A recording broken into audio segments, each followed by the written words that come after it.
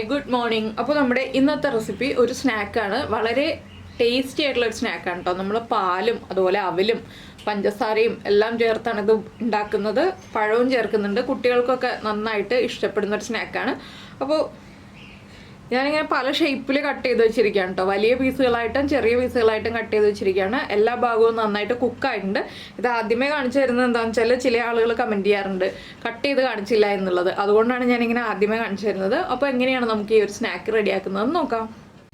നമുക്ക് നമ്മുടെ ഇൻഗ്രീഡിയൻസ് നോക്കാം. നമ്മളിപ്പോൾ 2 കപ്പ് അവിലെടുത്തിട്ടുണ്ട്. 2 കപ്പ് അവിലേക്ക് വേണ്ട അളവുകളാണ് ഞാൻ പറയുന്നത്.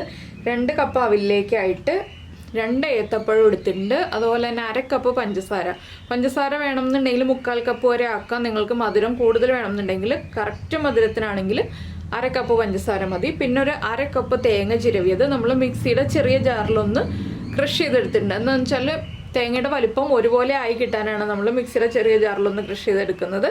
പിന്നെ വേണ്ടത് നെയ്യാണ്. പിന്നെ നമുക്ക് ആവശ്യമുള്ള ഇൻഗ്രീഡിയൻസിൽ പെട്ടതല്ല, അത്ര അത്യാവശ്യമില്ലാത്ത കാര്യങ്ങളാണ്.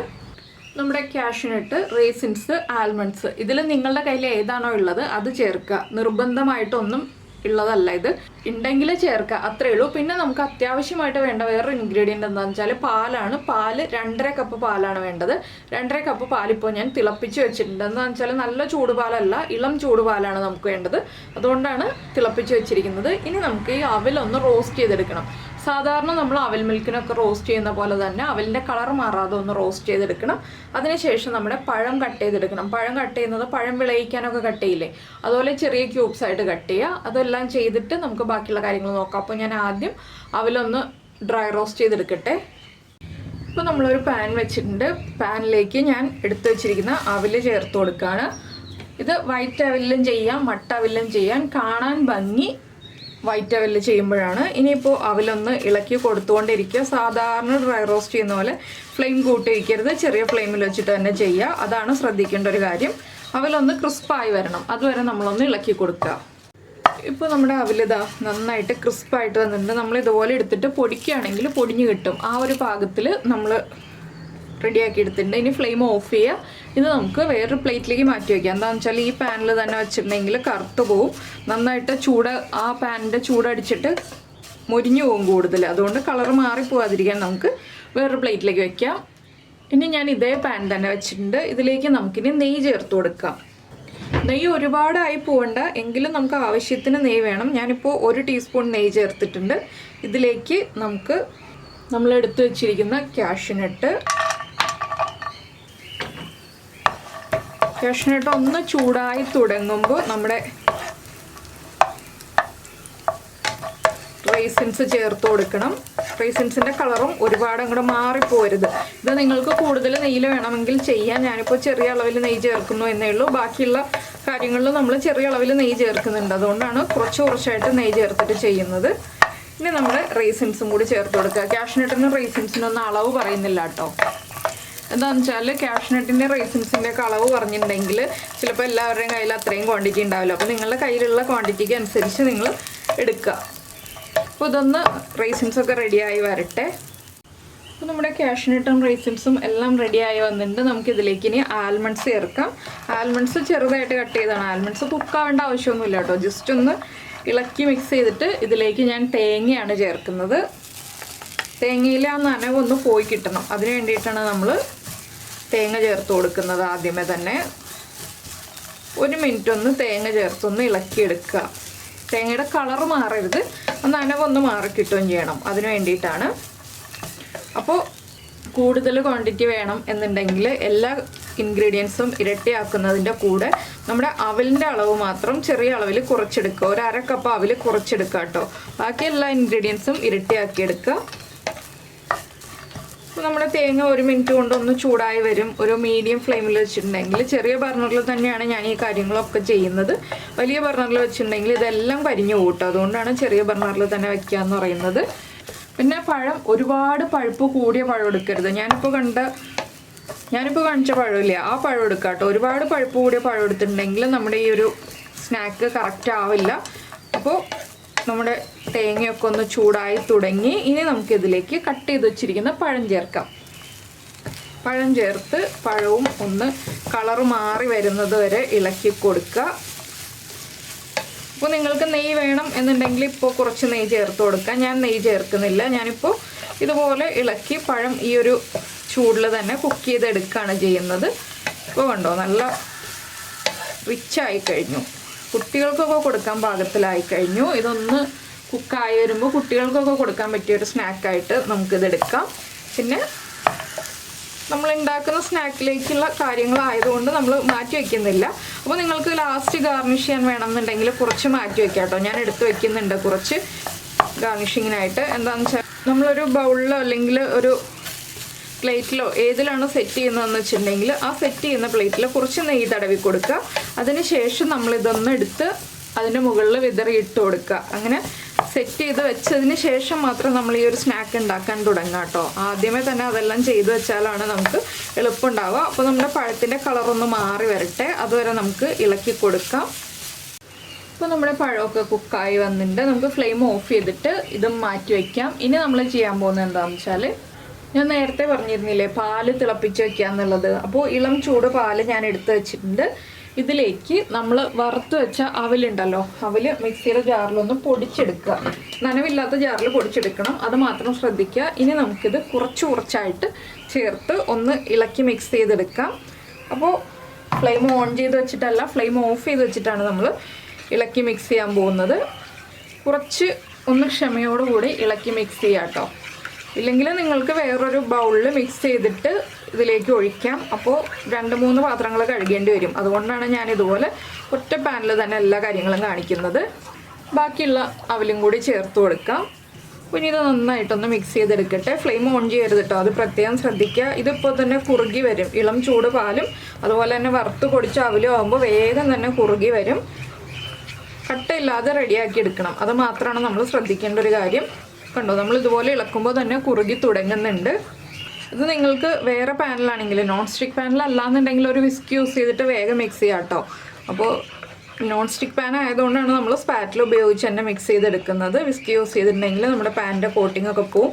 പിന്നെ ഈ ഒരു റെസിപ്പി ഉണ്ടാക്കാൻ നല്ലത് നോൺ സ്റ്റിക്ക് പാൻ തന്നെയാണ്. നമുക്ക് എളുപ്പം വിട്ട് കിട്ടാനൊക്കെ നല്ലത് നോൺ സ്റ്റിക്ക് പാൻ തന്നെയാണ്. അപ്പോൾ ഇതാ നന്നായിട്ട് മിക്സ് ആയി വരുന്നുണ്ട്. ഇനി നമുക്ക് ഫ്ലെയിം ഓൺ ചെയ്ത് കൊടുക്കാം. ചെറിയ ബർണർ തന്നെ ഓൺ ചെയ്യുക, വലിയ ബർണറല്ല. ഇനി ഇതൊന്ന് കുറുകി വരുന്നത് വരെ ഒരു 4 മിനിറ്റ് ഒന്ന് ഇളക്കി കൊടുക്കുക. അപ്പോൾ നന്നായിട്ട് കുറുകി വരും. അതിനുശേഷം നമുക്ക് ബാക്കിയുള്ള കാര്യങ്ങൾ ആഡ് ചെയ്യാം. അപ്പോൾ നമ്മുടെ പാലും അവലും ചേർന്ന് നന്നായിട്ട് കുറുകി വന്നിട്ടുണ്ട്. ഇത് കണ്ടോ, ഇതുപോലെ നമ്മൾ പാനിൽ നിന്ന് മാറ്റുകയാണെങ്കിൽ ഇതുപോലെ വിട്ട് വരും കേട്ടോ. ഈ പാനിൻ്റെ അടിഭാഗം നമുക്ക് കാണാൻ പറ്റുന്ന പാകത്തിലായി വരും. ഈ ഒരു സ്റ്റേജ് ആകുമ്പോൾ നമുക്ക് പഞ്ചസാര ചേർത്ത് കൊടുക്കാം. പഞ്ചസാര ചേർത്ത് കഴിയുമ്പോൾ ഒന്ന് ലൂസായി വരും. വീണ്ടും നമ്മളൊന്ന് ഇളക്കി കറക്റ്റാക്കി എടുക്കണം. അപ്പോൾ പഞ്ചസാര പൊടിച്ചതാണ് ചേർക്കുന്നതെങ്കിൽ 3/4 കപ്പ് ചേർക്കേണ്ടി വരും. പൊടിക്കാത്ത പഞ്ചസാരയാണെന്നുണ്ടെങ്കിൽ 1/2 കപ്പ് മതി. അതിൽ അളവ് വ്യത്യാസമുണ്ട് കേട്ടോ, പൊടിച്ച പഞ്ചസാരയും പൊടിക്കാത്ത പഞ്ചസാരയും തമ്മിൽ. ഇനി പഞ്ചസാരയും കൂടി ചേർന്ന് നേരത്തെ പാകത്തിൽ തന്നെ ആയി വരട്ടെ. അതിനുശേഷം നമുക്ക് ബാക്കിയുള്ള കാര്യങ്ങൾ ഓരോന്നായിട്ട് ആഡ് ചെയ്യാം. അപ്പോൾ നിങ്ങളുടെ കയ്യിൽ ഏലക്കാപ്പൊടി ഇല്ലയെന്നുണ്ടെങ്കിൽ കുറച്ച് ഏലക്ക, ഒരു 2-3 ഏലക്ക പഞ്ചസാര ചേർത്ത് പൊടിച്ച് വെച്ചോളൂ. ഒരു 1/2 ടീസ്പൂൺ ഏലക്കപ്പൊടിയുടെ ആവശ്യമുണ്ട് നമുക്ക്, അതിനായിട്ടാണ്. അപ്പോൾ അതും കൂടി റെഡിയാക്കി വെച്ചോളൂ. ഇതൊന്ന് കുറുകി വരട്ടെ വീണ്ടും. ഇപ്പോൾ നമ്മൾ പഞ്ചസാര ചേർത്ത് കഴിഞ്ഞിട്ട് ഇത് കണ്ടോ, വീണ്ടും കുറുകി ഇതുപോലെ നമ്മുടെ പാനിൻ്റെ അടിഭാഗം കാണാൻ പറ്റുന്ന രീതിയിലായിട്ടുണ്ട്. ഇനി നമുക്കിതിലേക്ക് ഒരു 1/2 ടീസ്പൂൺ ഏലക്ക പൊടിച്ചത് ചേർത്ത് കൊടുക്കാം. ഏലക്കപ്പൊടി ചേർത്ത് ഒന്ന് ഇളക്കി മിക്സ് ചെയ്യുക. ഇനി നമ്മളിതിലേക്ക് ചേർക്കാൻ പോകുന്നത് നമ്മൾ നേരത്തെ റെഡിയാക്കി വെച്ചില്ലേ നമ്മുടെ പഴവും തേങ്ങയും കാഷ്നട്ടും എല്ലാം ചേർന്ന മിക്സ്, അതാണ് ചേർത്ത് കൊടുക്കാൻ പോകുന്നത്. അപ്പോൾ കുറച്ചെടുത്ത് നമ്മൾ ഗാർണിഷ് ചെയ്യാൻ വേണ്ടി വെച്ചിട്ടുണ്ട്.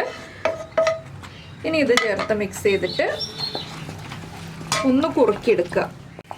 നന്നായിട്ടൊന്ന് ഇളക്കി മിക്സ് ചെയ്ത് കുറുക്കിയെടുക്കുക. ഇനി ഇതിലേക്ക് നമുക്ക് 1 ടീസ്പൂണും കൂടി നെയ്യ് ചേർത്ത് കൊടുക്കാം. ഇനി നമുക്കിത് ഇളക്കി കൊടുത്തുകൊണ്ടിരിക്കാം. ഇനി ഫ്ലെയിം കൂട്ടി വയ്ക്കാം കേട്ടോ. വലിയ ബർണറിൽ വെക്കണം എന്നുണ്ടെങ്കിൽ വലിയ ബർണറിൽ വെക്കാം, ചെറിയ ബർണറിൽ വെക്കണം എന്നൊന്നുമില്ല. ഇനി ഇതൊന്ന് നന്നായിട്ട് പാനിൽ നിന്ന് വിട്ട് വരുന്ന പാകം ആവുന്നത് വരെ നമ്മളൊന്ന് ഇളക്കി കൊടുക്കുക. ഇപ്പോൾ വിട്ട് വരുന്നുണ്ട്, ഇതൊന്ന് ഉരുണ്ട് വരും, ആ ഒരു പാകത്തിലാക്കി കൊടുക്കുക. അത്രയേ ഉള്ളൂ. അപ്പോൾ ഞാനിത് ഇളക്കി കൊടുത്തുകൊണ്ടിരിക്കട്ടെ. ഒരു 2 മിനിറ്റ് കൊണ്ട് തന്നെ റെഡിയായി വരും കേട്ടോ. അധികം സമയം എടുക്കില്ല. എന്താണെന്ന് വെച്ചാൽ നമ്മൾ നെയ്യൊക്കെ ചേർത്ത് കൊടുത്തിരിക്കുന്നതുകൊണ്ട് വേഗം റെഡിയായി കിട്ടും. ഇതുപോലെ ഇങ്ങനെ മറിച്ച് ഇളക്കി കൊടുക്കുക. അപ്പോൾ നമ്മുടെ സ്നാക്കിൻ്റെ മിക്സ് ഇത് കണ്ടോ, ഇതുപോലെ ആയിട്ടുണ്ട്. കറക്റ്റായിട്ട് സെറ്റായി പാനിലൊക്കെ ഒട്ടിയിരുന്നതൊക്കെ വിട്ട് വന്നിട്ടുണ്ട്. ഇനി നമുക്കിത് നമ്മൾ റെഡിയാക്കി വെച്ചിരിക്കുന്ന ബൗളിലേക്ക് മാറ്റാം. അപ്പോൾ ഞാൻ റെഡിയാക്കി വെച്ചിരിക്കുന്ന ബൗളിലേക്ക് നമ്മുടെ ഈ ഒരു മിക്സ് ഇട്ട് കൊടുക്കുകയാണ്. ഇനി നമുക്കൊരു സ്പാറ്റില യൂസ് ചെയ്തിട്ട് ഇതൊന്ന് ലെവലാക്കി എടുക്കാം.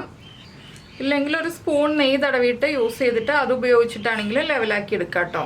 സ്പാറ്റിലയോ സ്പൂണോ ആയിരിക്കും ഏറ്റവും ഈസി നമുക്ക് ലെവലാക്കി എടുക്കാനായിട്ട്.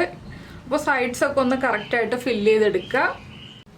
അപ്പോൾ ഇതാ നമ്മുടെ സ്നാക്ക് നമ്മൾ സെറ്റ് ചെയ്ത് വെച്ച് കഴിഞ്ഞു. ഇനി ചൂട് കംപ്ലീറ്റ് മാറിയിട്ട് ഒരു 4 മണിക്കൂറെങ്കിലും മിനിമം എടുക്കും. അപ്പോൾ നമ്മൾ വൈകിട്ടത്തേക്ക് സ്നാക്ക് റെഡിയാക്കുകയാണെങ്കിൽ രാവിലെ റെഡിയാക്കി വെക്കുക കേട്ടോ. 4 മണിക്കൂറൊക്കെ കഴിഞ്ഞിട്ട് നമുക്ക് കട്ട് ചെയ്ത് കഴിക്കാവുന്നതാണ്. ഇതിപ്പോൾ സ്പൂണിൽ കോരി കഴിക്കണം ഇളം ചൂടോടുകൂടി എന്നുണ്ടെങ്കിൽ ഇതിൽ നിന്ന് തന്നെ സ്കൂപ്പ് ചെയ്ത് ഇതുപോലെ കഴിക്കാവുന്നതാണ്. അപ്പോൾ നമ്മൾ ചൂട് മാറിയിട്ട് സെറ്റ് ചെയ്തിട്ടാണ് എടുക്കുന്നതെന്നുണ്ടെങ്കിൽ മാത്രം ഉള്ള കാര്യമാണ് ഞാൻ പറഞ്ഞത്. 4 മണിക്കൂർ സെറ്റ് ചെയ്യാൻ വെക്കുക. ചൂട് മാറണം. അപ്പോൾ റൂം ടെമ്പറേച്ചറിൽ വെച്ചാൽ മതി, ഫ്രിഡ്ജിലൊന്നും വെക്കേണ്ട ആവശ്യമില്ല. ഇതുപോലെ തന്നെ അടച്ച് സേഫായിട്ട് വയ്ക്കുക. ആവി വെള്ളം വീഴരുത്. അപ്പോൾ അടയ്ക്കുമ്പോൾ ചെറിയൊരു ഗ്യാപ്പ് ഇട്ടിട്ട് പ്ലേറ്റ് വെച്ചിട്ട് അടയ്ക്കുക. അല്ലെങ്കിൽ ഒരു അടപ്പ് വെച്ചിട്ട് അടയ്ക്കുമ്പോൾ നിങ്ങൾ ചെറിയൊരു ഗ്യാപ്പ് ഇട്ടിട്ട് അടച്ച് വയ്ക്കുക. കംപ്ലീറ്റ് അടച്ചു വെക്കരുത്. അപ്പോൾ ആവി വെള്ളം ഇതിൻ്റെ ഉള്ളിലേക്ക് വീഴും. ഇനിയിപ്പോൾ നമുക്കിത് സെറ്റായി കഴിഞ്ഞിട്ട് കാണാം. അപ്പോൾ നിങ്ങൾക്ക് എല്ലാവർക്കും ഈ റെസിപ്പി ഇഷ്ടമായിട്ടുണ്ടാവുമെന്ന് വിചാരിക്കുന്നു. ഇഷ്ടമായിട്ടുണ്ടെങ്കിൽ ഒന്ന് ലൈക്ക് ചെയ്യാനും കമൻറ്റ് ചെയ്യാനും മറന്നു പോരുത്. ഇനിയിപ്പോൾ നമുക്കൊരു 4 മണിക്കൂർ കഴിഞ്ഞിട്ട് കാണാം കേട്ടോ. ഇപ്പോൾ നമ്മുടെ സ്നാക്ക് സെറ്റായിട്ടുണ്ട്. ഞാനൊരു 4 മണിക്കൂർ എന്ന് പറഞ്ഞെങ്കിൽ 6 മണിക്കൂർ കഴിഞ്ഞു. ഇനി നമുക്കിതൊന്ന് ഡീമോൾഡ് ചെയ്തെടുക്കാം. ഡീമോൾഡ് ചെയ്യാനായിട്ട് നിങ്ങൾക്ക് ഒരു കത്തി ഉപയോഗിച്ച് സൈഡ് ജസ്റ്റ് ഒന്ന് ഇതുപോലെ വിടിയിച്ചെടുക്കാം. ഇല്ലാന്നുണ്ടെങ്കിൽ ഇതുപോലെ ഒരു സ്പാറ്റില യൂസ് ചെയ്തിട്ട് ഇങ്ങനെ ഒന്ന് മൂവ് ചെയ്ത് കൊടുക്കുക സ്പാറ്റില ചുറ്റും. അപ്പോൾ വേഗം വിട്ട് കിട്ടും. ഇനി ഞാനിതൊരു പ്ലേറ്റിലേക്ക് ഡീമോൾഡ് ചെയ്യാൻ പോവാണ്. സ്റ്റീൽ പ്ലേറ്റിലേക്കാണ് കേട്ടോ ഡീമോൾഡ് ചെയ്യുന്നത്. എന്താണെന്ന് വെച്ചാൽ നമുക്ക് കട്ട് ചെയ്ത് കഴിഞ്ഞിട്ട് നമ്മുടെ സെർവ് ചെയ്യാനുള്ള പ്ലേറ്റിലേക്ക് മാറ്റാം. ഇപ്പോൾ നല്ല ഭംഗിയായിട്ട് റെഡി ആയിരിക്കുന്നുണ്ട്. ഇനി നമുക്കിത് കട്ട് ചെയ്ത് സെർവ് ചെയ്യാം. അപ്പോൾ ഇത്രയേ ഉള്ളൂ നമ്മുടെ ഈ ഒരു അവൽ പഴം പാൽ സ്നാക്കിൻ്റെ പരിപാടി. അപ്പോൾ നിങ്ങൾക്ക് എല്ലാവർക്കും ഈ റെസിപ്പി ഇഷ്ടമായിട്ടുണ്ടെങ്കിൽ നമ്മുടെ ചാനലൊന്ന് സബ്സ്ക്രൈബ് ചെയ്ത് സപ്പോർട്ട് ചെയ്യണേ. സബ്സ്ക്രൈബ് ചെയ്യുന്നതിന് ഈ വീഡിയോയുടെ താഴെയുള്ള റെഡ് സബ്സ്ക്രൈബ് ബട്ടൺ ഒന്ന് ക്ലിക്ക് ചെയ്യുക. അതിൻ്റെ റൈറ്റ് സൈഡിലുള്ള ബെല്ലൈക്കണും ക്ലിക്ക് ചെയ്യുക.